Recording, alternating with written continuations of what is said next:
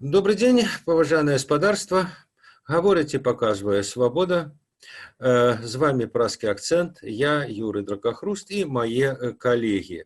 Аглядальнік расійскай службы нашага радыё Ярослав Шымаў. Ярослав, добрый день. Добрый день. І Сергей Навумчык. Сергей, прывітанне. Прывітанне.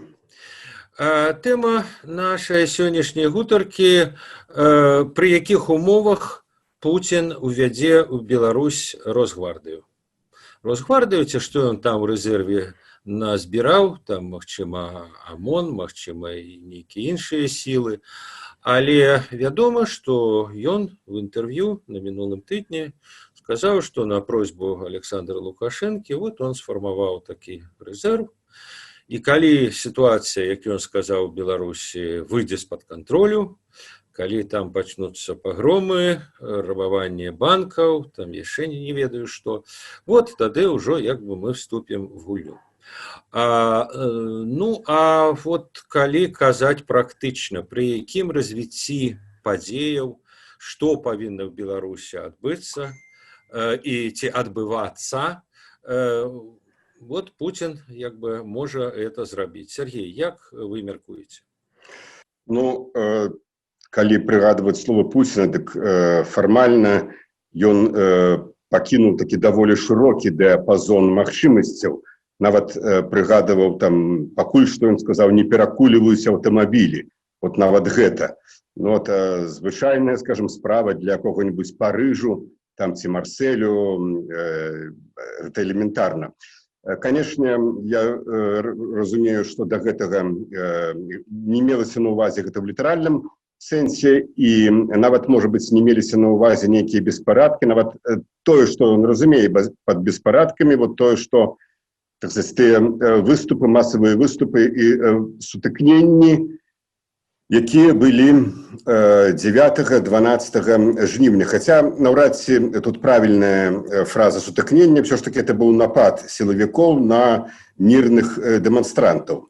Сутыкненнямі іх якраз называюць супрацьлеглы бок прадстаўнікі рэжыму. Я думаю, што такой чырвонай рысай для Крамля гэта быў бы нейкі сілавы прымус Лукашэнкі сысці, пакінуць сваю пасаду. Напрыклад, штурм Палаца Незалежнасці, напрыклад, так сказаць, ці там штурм Дома ўраду, хаця гэта, чыста такі, зноў жа, быў бы фармальны акт, я маю на ўвазе штурм, таму што рэзідэнцыю Лукашэнкі там 17 ці 18, гэта не 90-й год, ці 91-й, дзе взяўшы, скажем, там будынак Верховнага Савета ці КДБ, ЦЦК, можна было казаць, што адназначна взятая ўлада. Зараз гэта все, так сказаць, у такім топанімічным сэнсе неуловна. Але вось гэта было б, напэўна, гэтай чырвонай рысай. А другая чырвоная рыса больш складаная, калі б, напрыклад, кіраўніком Беларусі у выніку нейкіх падзеяў не стаў чалавек, які адназначна на 180 градусаў развярнуўся б на захад, да НАТО, і, словам, так сказать, змяніў цалкам абсалютна на супрацьлеглы вектар палітыкі. Чаму я кажу супрацьлеглы? Таму што апошнія дні Лукашенко, так сказать, змыў з сябе вось гэты налёт такі псевдадэмакрата, псевдомнагавектарніка. Ён адназначна в інтэрв'ю в такім разе Russia Today заявіў, што вот мы з Расіі, наше отечество ад там Брэста да Владзівастока і гэтак далей. Ён такім быў заўсёды, просто пэўны час іграў, ён прызнаўся, што да, я быў вымушаны падыгрываць Захаду. Так вось, калі новы кіраўнік прыйшоў быў і разгарнуўся б на Захад, я думаю, што Масква знайшла б магчымасці і нейкія падставы, нават коштам неверагодных санкцый з боку Захада, увесці войскі. Вот на сёння пры цяперашнім кіраўніку Расіі выглядае так. Ярослав, Сергей, мне здаецца, уже крышачку забегае наперад. Калі ўжо змена улады ў Беларусі адбудзецца, так ці інакш, то я думаю, што это уже просто будзе другая рэальнасць. зараз варта прааналізаваць тую, якой мы ёсць. І вось на ваш погляд, калі ён сказаў, тут два моманты. З аднаго боку он сказаў пагромы, рабаванне, так сказаць, там і гэтак далей, машины перевернуты, а з другой страта контролю. Вот для яго тут крытэр это гвалт ці гэта палітычная змена, бо тэарэтычна кажучы, можа быць так, што пратэсты ў Беларусі працягваюцца мірна, але сістэма сыплецца, умоўна кажучы, Караеў пакаяўся і пайшоў у каардынацыйную раду, так сказаць, разам з Вакульчыкам. Гэта не пагром. З другога боку, это страта контролю. Зразумела, калі, так сказаць, сілавікі перастаюць падпарадкоўвацца існай уладзе, то это страта контролю. Так вот, на ваш погляд, вот эта погроза, она на гвалт, то есть она на некие знешние прикметы, ці это погроза сутнасная, калі вот зараз Лукашенко так ці інакш кантралюе ситуацию, а тады, напрыклад, перастане кантраляваць, нават калі все мирно. На ваш погляд, вот які тут для Путина критерий? Ну, это, на мой взгляд, хорошая иллюстрация того, что, во-первых, Путин сейчас находится относительно Беларуси в очень выгодном положении, в невероятно выгодном, потому что он имеет перед собой на данный момент патовую ситуацию, когда, с одной стороны, осажденный и объективно политически очень ослабленный Лукашенко, а с другой стороны, его противники, за которыми явно большинство населения, но они не обладают, так сказать, силовым ресурсом, чтобы Лукашенко отстранить. А с третьей стороны Запад, который явно не намерен как-либо серьезно, кроме пресловутой глубокой озабоченности, вмешиваться в белорусскую ситуацию. Тут у Путина, в общем, все ниточки в руках, и вот то, о чем вы сказали, это абсолютно четкая иллюстрация того, что Кремль, на мой взгляд, будет действовать на параллельных курсах. То есть, с одной стороны, он будет наблюдать за ситуацией, если она примет действительно опять какой-то такой силовой характер, он может сказать, ага, ну все, там пошли в разнос, мы, значит, входим и наводим порядок. А с другой стороны, как вы опять же заметили, если наметится утрата политического контроля, то и тут можно будет сказать, ну, в стране хаос, следует, так сказать, помочь. Обе опции остаются открытыми для Кремля. И Кремль это, в общем-то, достаточно откровенно показывает. Это видно и по поведению прокремлевских СМИ, первые, в самые бурные дни протестов, когда они вроде как чуть ли не встали на сторону протестующих, потом переложили курс резко вправо, резко в сторону Лукашенко. И это же все равно, это демонстрация того, что мы можем по-разному. Мы можем и так, мы можем и сяк. Мы наблюдаем, решение пока не принято. Сейчас мы братаемся с действующим президентом, потому что, ну, вроде бы синица в руках, хоть и такая уже изрядно надоевшая и довольно своенравная синица, но она ближе того журавля в небе, о котором пока не очень ясно, что это за журавль, как он себя вести будет, если мы его выберем. Параллельные курсы очень, на самом деле, очень четкая, хитрая, вполне... То есть ваш отказ и так может быть, и так может быть. Безусловно, и так, и так. Ярослав, зараз у меня до вас питання до історика, великого знавця і аматора історії Аўстра-Угоршчыны. Да. Вот у цяперашняй ситуації шмат выклікае аналогіяў, скажем, найноўшай гісторыі. Это Украина, Донбасс, Крым, это Чехословаччина 68, это Угоршчына 56. Але в Крым Путина не запрашала кіраўніцтва Украины, мягко кажучы. Нават Чехословаччыну запрашалі нейкія, так сказать, диссиденты, назовем их так, внутрипартийные, Дубчик не запрашаў, и им Ренат не запрашаў в 56 году.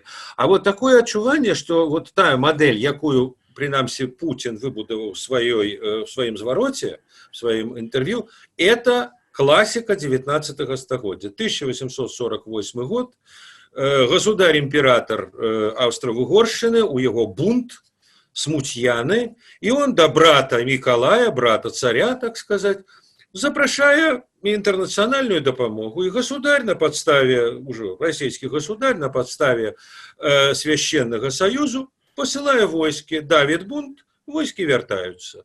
Вот на ваш погляд, вот тое, что, ну, принамсі, вот зараз это выглядае, это вот менавіта 1848 год, а не Крым, а не Чехословаччина, а не Угорщина.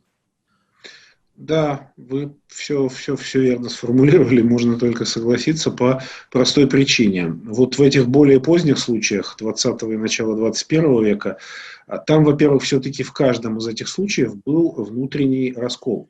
Потому что Крым сам по себе рассматривать нельзя.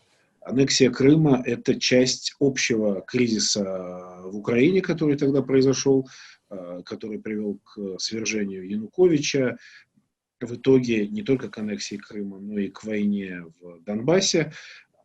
И там мы наблюдали, собственно говоря, кто принял решение, формально, так сказать, проштамповал решение об отстранении Януковича.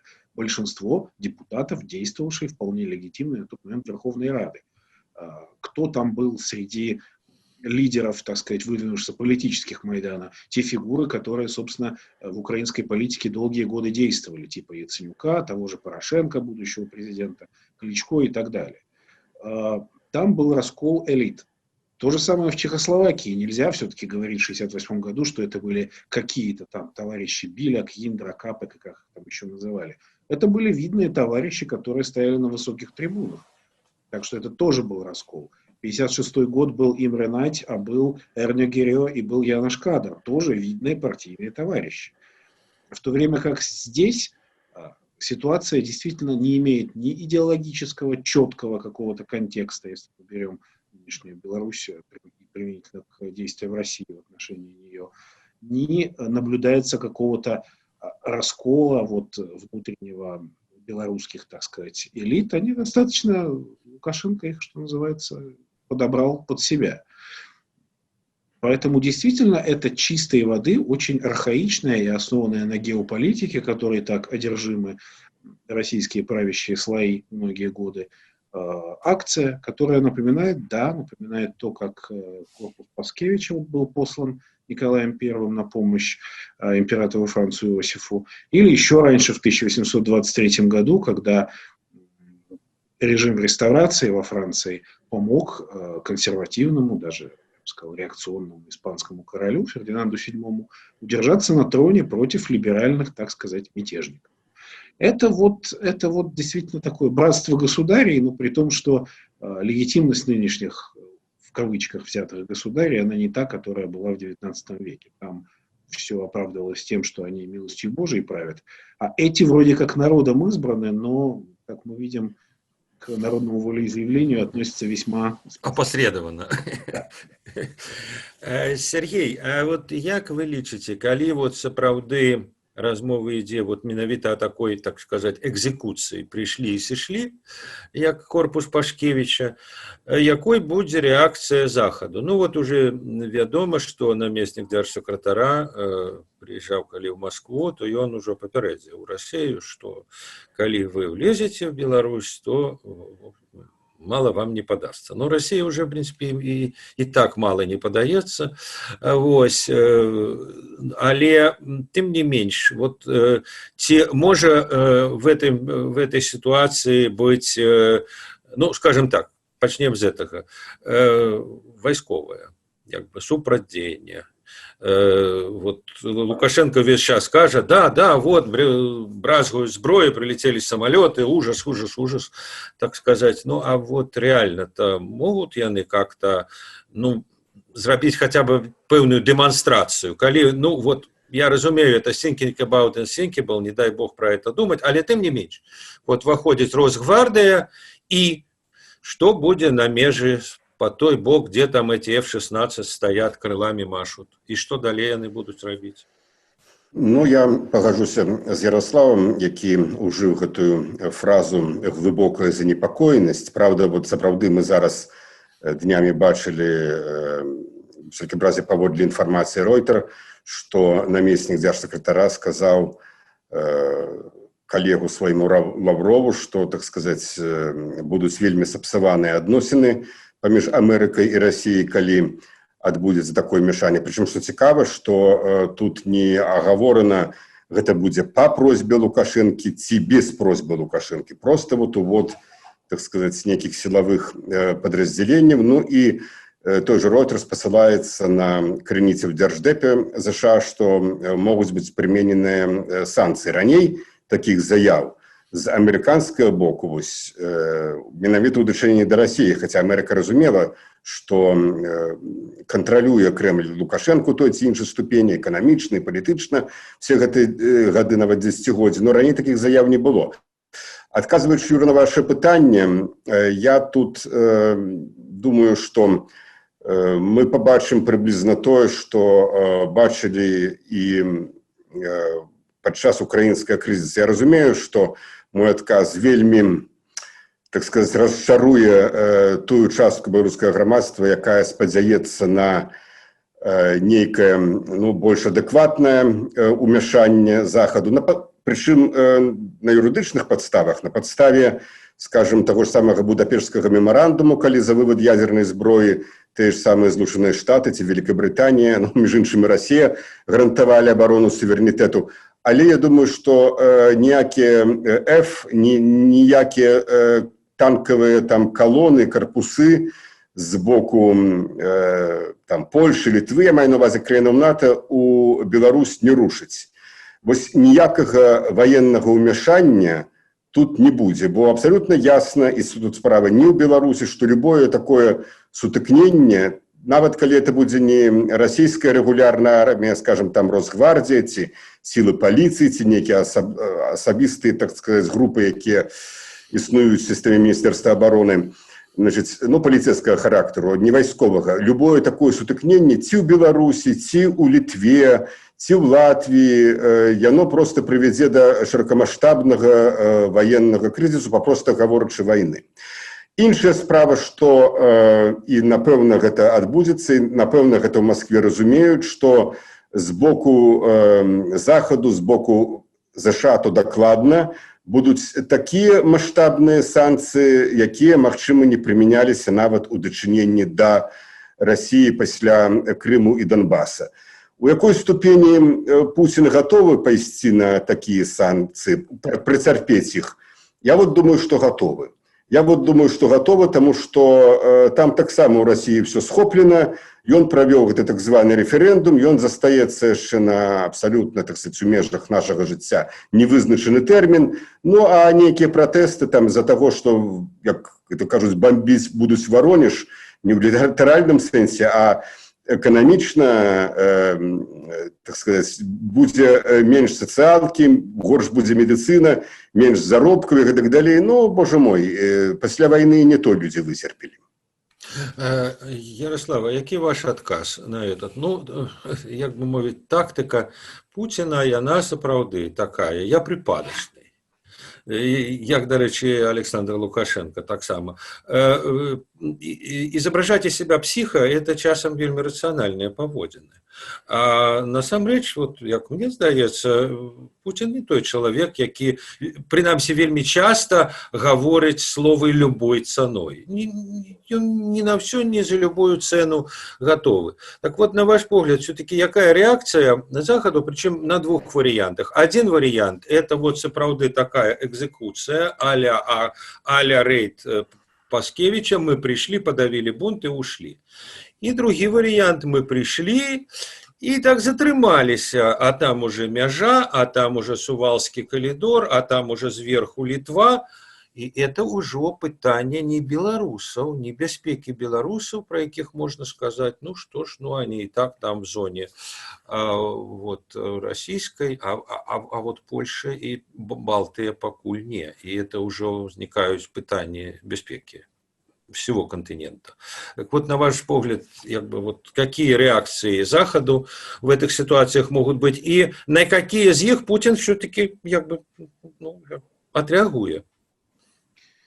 Я, честно говоря, не очень верю в то, что Путин изберет вот такой сценарий этого вторжения, что то, о чем мы говорим, это действительно вот большая реальность. На мой взгляд, наоборот, пока действия России в белорусском кризисе, они показывают, что и в Кремле чему-то научились с 2014 года, с момента кризиса в Украине.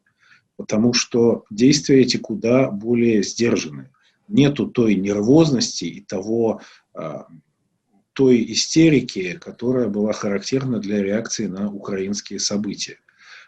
Путин совершенно четко осознает, что в случае с Белоруссией у него действительно на руках, если не тузовый покер, то во всяком случае очень хорошая комбинация.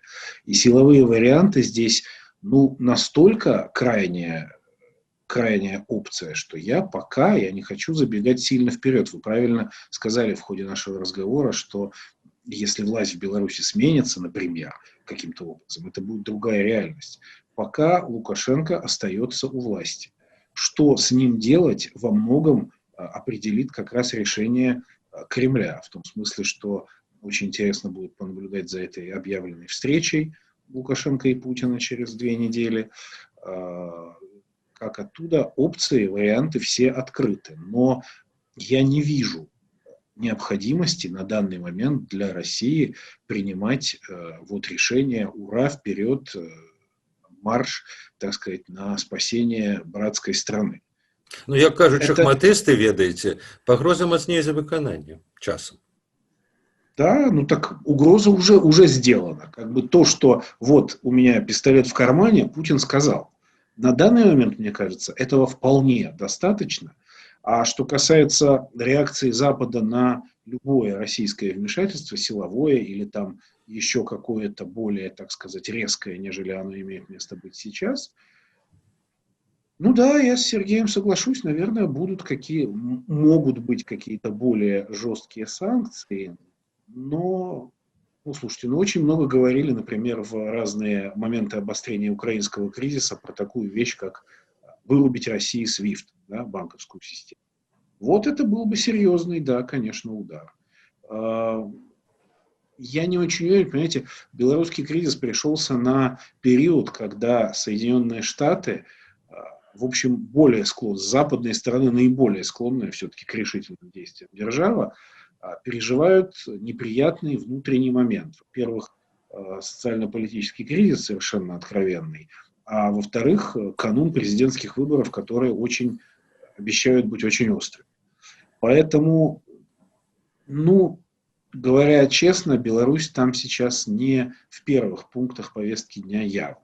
А что касается Европейского Союза, то он совершенно очевидно разделен на 2 группы. На непосредственных соседей Беларуси, это Польша, страны Балтии и некоторые страны, которые симпатизируют их позиции, например, Швеция. Очень сильно ослабилась позиция этой группы из-за выхода Великобритании из ЕС, потому что Британия всегда была верным союзником восточноевропейских стран в рамках этих внутриевропейских дискуссий. И тяжеловесы: Франция, Германия, Италия. Мне очень понравилось выражение моего собеседника, с которым я недавно делал интервью, аналитика Роланда Фрейденштейна, немецкого, кстати, аналитика, но принадлежащего к несколько такому, что ли, более жесткому по отношению к российской политике крылу. Он назвал это коалицией белого флага. Эту германо-франко-итальянский блок, который всегда настроен по отношению к Кремлю мягко. Ой, а давайте поговорим. Ой, а давайте все-таки поймем их позицию. А почему так? А у нас коммерческие интересы. В этом тоже есть своя логика. Но поскольку это тяжеловесы, они всегда будут преобладать в обозримом будущем в рамках ЕС при принятии ключевых политических решений. Поэтому какого-то такого очень резкого отклика Запада на возможные белорусские обострения я бы все-таки не ожидал. Будет очень глубокая обеспокоенность, и, может быть, некоторые полусимволические санкционные шаги. Это я пригадав ваш жарт 2014 году.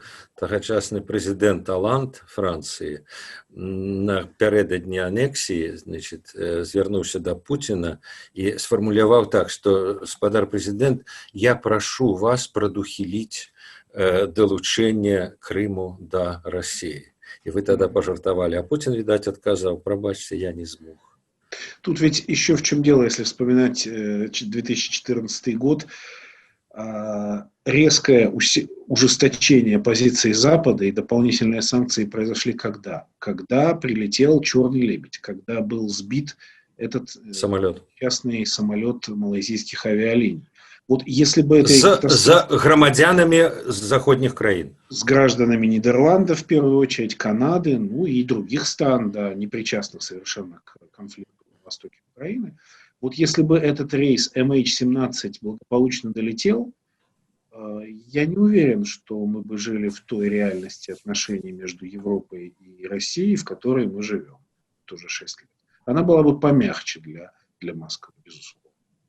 Сергей, і у мене до вас питання, от якби, хто буде приймати рішення? Путин сказал, вот подвесил это там ружье, дамоклов меч в выгляде этого резерва. Вот когда его включать? Это будет на запад Лукашенко, вот он сидит в Дроздах, уже там народ вокруг бегает, так сказать, и он звонит Путину и кажет: Володя, да поможи, вот, разблокуй это. Ці буде приймати рішення Путін в будь-якому випадку. І він буде оцінювати погрози, такі, сякі, ступень гвалту. Ну, от я розмовляв з одним вельми близьким до Кремля політологом Федором Лук'яновим, я йому то питання задав. Він сказав, ну, звісно, Москва буде рішати. Незалежно від того, як буде себе відчувати Олександр Лукашенко, там будуть вирішати, наколькі ситуація, наколькі страчений контроль. А ваш отказ, хто буде вирішати? Ну, мой отказ таки самый, конечно, Путин. И вот у меня есть такое отчувание, я абсолютно не маю никаких, так сказать, аргументованных доказов того, але вот у меня есть отчувание, что у першие дни после так званых выборов с такой просьбой Александр Григорьевич до Владимира Владимировича уже звертався. Уже звертався, так сказать, напевно, отримав, ну, не напевно, а відавочно отримав, так сказать, отмову. Я думаю, что он был такой истеричной паницы Лукашенко, вот, Владимир Владимирович, помоги, но Александр Григорьевич пока еще не время. Но и вот, ну, магчыма, напэўна, хутчэй за ўсё так і было, таму тут все, безумоўна, будзе залежаць ад Пуціна. Адзінае, што я думаю, што можа быць на нейкім этапе Путін, як бы так вось, параіцца з нейкімі заходнімі, як ён кажа, партнёрамі, нават не тое, што параіцца, а вот крыху так пашантажуе. Ну вот што, вот мне ввозіць, так сказаць, мы будзем з вами сябраваць, тады вот некія такія рэчы, так сказаць, там, санкцыі з нас здыміць і гэтак далей, гэтак далей. Магчыма, нават такое ўжо таксама адбывалася. Мы просто не ведаем, ну, пра такія рэчы на Захадзе даведваюцца, калі сыходзяць там Болтоны умоўныя в адстаўку і тут жа праз месяц выдаюць кнігі. У нашых шыротах это праз 50, праз 60, так сказать, годов. Ну, але однозначно, конечно, я цалкам згодны з Ярославом, все карты, все, так сказать, я бы сказал, нават не просто комбинация, а ввогуле все тузы. Все 4, так, тузы на руках у Путина, и яму меркаванне Лукашенко, так сказать, ну, он только в межах милосердности может что-то оценивать, а так он будет решать. Добре, добре. На этой, як кажуть, оптимістичній ноті. Дякую, Сергій, дякую, Ярослав. Да. Что вы кажете, Ярослав? Чувствую себя австрийцем в 1938 году. Ай, да, не нацистским австрийцем, естественно. Кепські у вас аналогії. Добре, добре. Всім дякую, до побачення.